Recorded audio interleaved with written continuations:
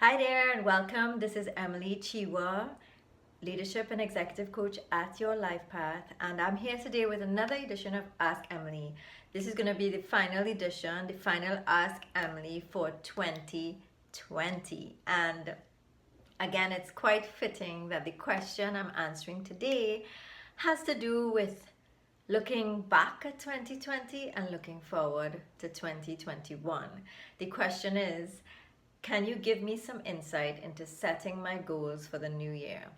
So if you've been following our posts this week, you will notice that we've been talking a lot about goal setting, about being intentional, about the power of all of that, and why it's important to have some direction, not just, of course, have purpose, but also have direction that allows you to be able to take steps that will be most impactful or effective in getting you to the place that you want to go to. Other than that, you might sort of sail with the currents. If something looks good, you do that. If something looks good, you do that, and that's fine too. A lot of people do that and eventually happen upon something that they really, really care about, or even looking back, realize that they had a really rich and fulfilling life. But for others, if that doesn't feel good, then this might be a good alternative. Thinking about, if you haven't actually ever done it before, really being intentional and starting to look towards, who am I becoming? What is my future self going to look like? Be like? What are the things I would be doing? What are the experiences I would be having? What are the places I would be visiting? Who are the people I would be associating with? Would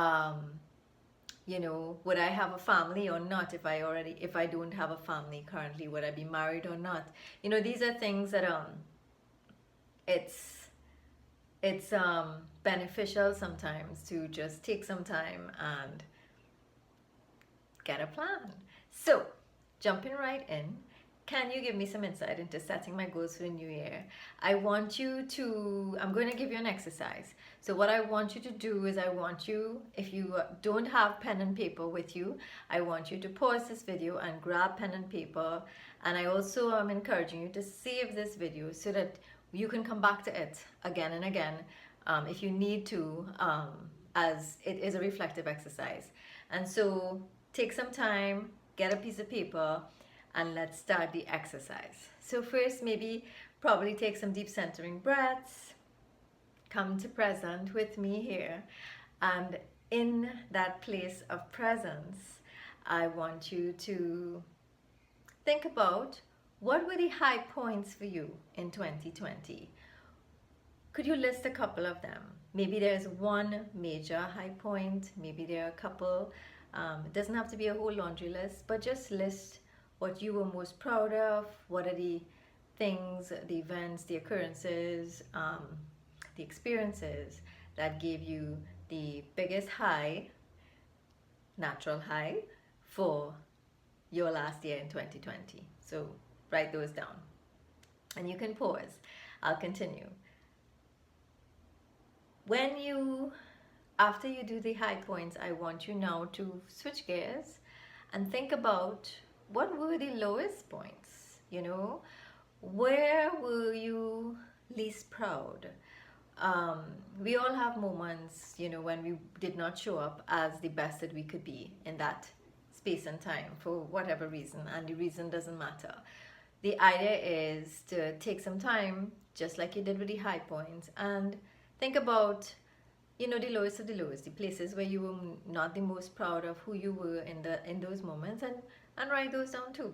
So go ahead, pause the video, write those down, and when you come back, I want you now to reflect on both the high and the low points. And as you reflect on those together or separately, think about, what is it that you have learned about yourself as a result of those two occurrences. So what lessons can you distill from those? and try your best to keep the lessons about you. So not about what you learn about other people, but really, what did I learn about myself from the experience of the highs and the experience of the lows in 2020 that I feel I can claim as things that I've learned about myself. So take a moment, write those down. You can pause the video. Out of that learning now, after you've done that, see if you can come up with a theme or maybe a word that would be sort of your guiding light for the growth that you want to experience in 2021. So, for example, one of my biggest learnings still had to do with COVID created a lot of anxiety, a lot of uncertainty for many, including myself. And I needed to go much deeper than I was going before in terms of the things that, in terms of my own practice with mindfulness and meditation and stillness and seeking on the inside, like seeking the calm that I was craving on the inside.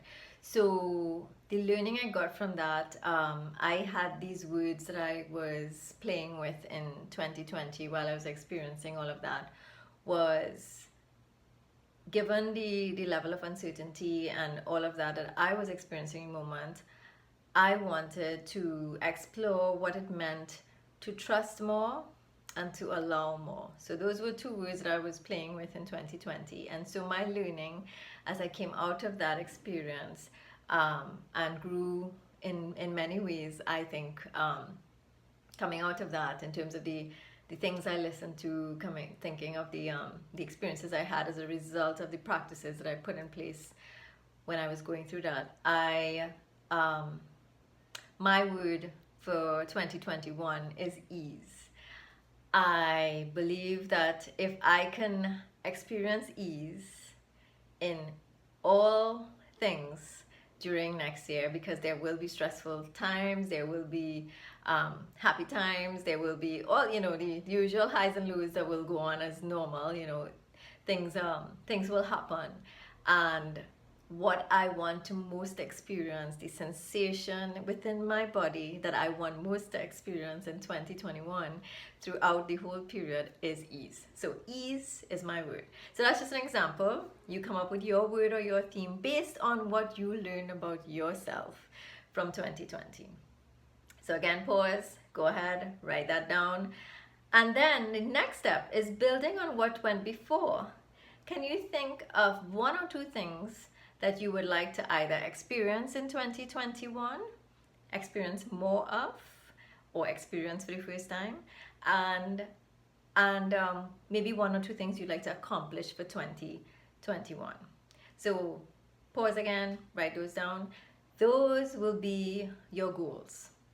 So for example, if you want to build better relationships, as an example, that could be a goal for 2021. You want to experience more connection in your relationships. You want to experience deeper connection in your relationships. You want to build on certain friendships, or maybe within your work team, you want to experience more teamwork and camaraderie, whatever it is. So that's just an example. For example, that's just an example that I came up with. So that's your goal. And then with that goal in mind, or the couple of goals in mind, think of a couple of choices and then a couple of actions to go with each choice. So if building better relationships is your goal, a choice can be to, and this is a shameless plug for me, but to sign up for Relationships Matters when I run it next year. That could be one.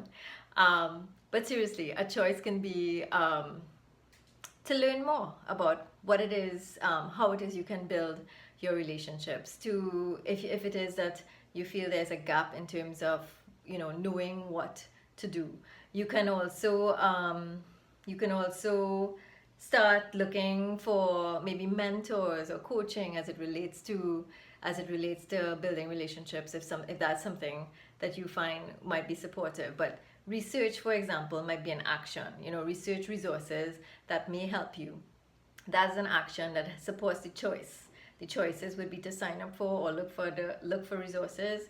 The action would be to do the research, buy a book, sign up for a course, and do it. Those are the actions. So goals, as you think about them, choices, and then actions.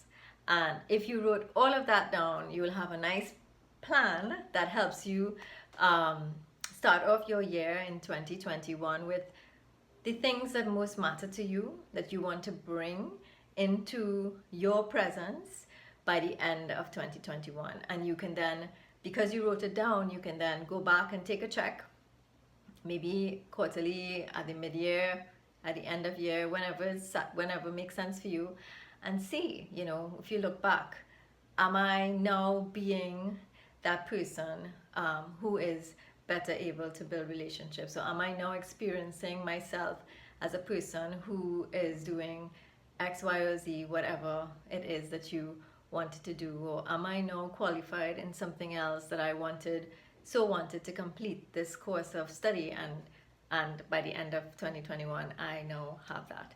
And so that's it, people, for Ask Emily this week. I hope this gave you some insight. It is a process for how you can go about setting goals for next year.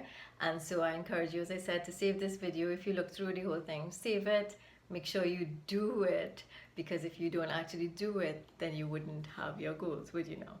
So thank you for watching Ask Emily. I'm Emily Chee, Transformational Leadership Coach at your LifePath, and I want to wish you a Merry Christmas, blessed New Year.